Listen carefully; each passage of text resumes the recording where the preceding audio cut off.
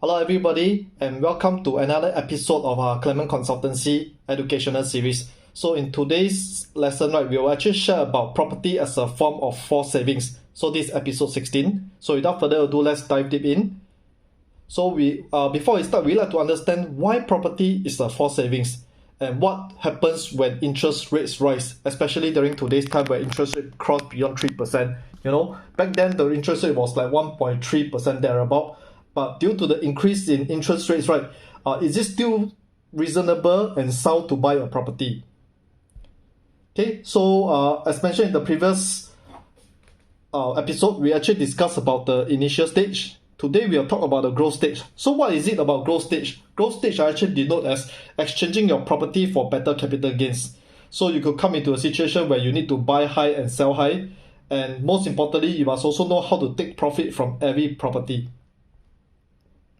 Okay, so as usual, there are common obstacles faced, scared to lose money, the need for huge capital upfront, lack of knowledge to buy the right property, being comfortable in your current state as in staying with your parents, worries about money installment and so on and so forth, and the list goes on and on. So today I'm going to tackle every single one of them. Okay, so as usual, I actually put in a case study. So this property, watermark at Robertson 100, is a 2-bedroom in District 9. So the client purchased this at 1.4 million in 2007 period. Subsequently sold this 11 years later at 2001 PSF. Okay, so if you were to calculate, the capital gain is 437,000 after 11 years of holding. Right, so while holding this property for 11 years, the interest rate actually hover between 1.5% to 3% this 11 years. So let us look at the forced savings per month for this client who owned this property.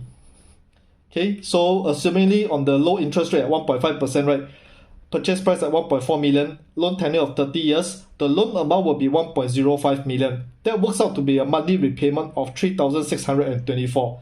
Okay, so based on this, 3624, is actually divided into interest and principal. So you can see here the principal actually varies around 2003. So for illustration purposes, let's keep it that the principal saved per month is $2,360 per month.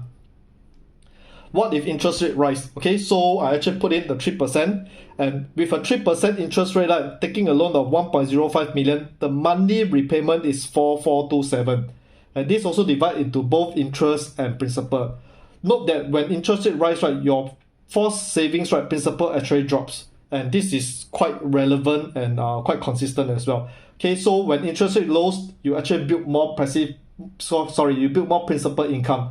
But on the contrary, when the interest rate rises, your principal actually drops and you pay more on the interest.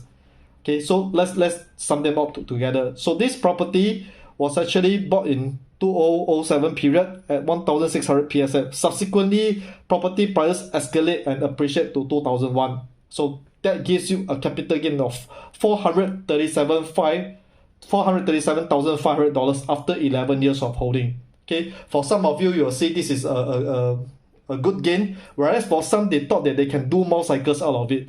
So I leave this open to the ground, but for illustration purposes, I'm just showing you what are the steps taken ahead. Okay, yeah, so based on this, the forced savings per month ranging between 1879 to 2360.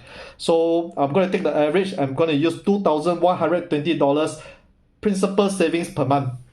So if you accumulate this by 11 years, this client will have accumulated $279,840 on top of this capital gain of $437,500.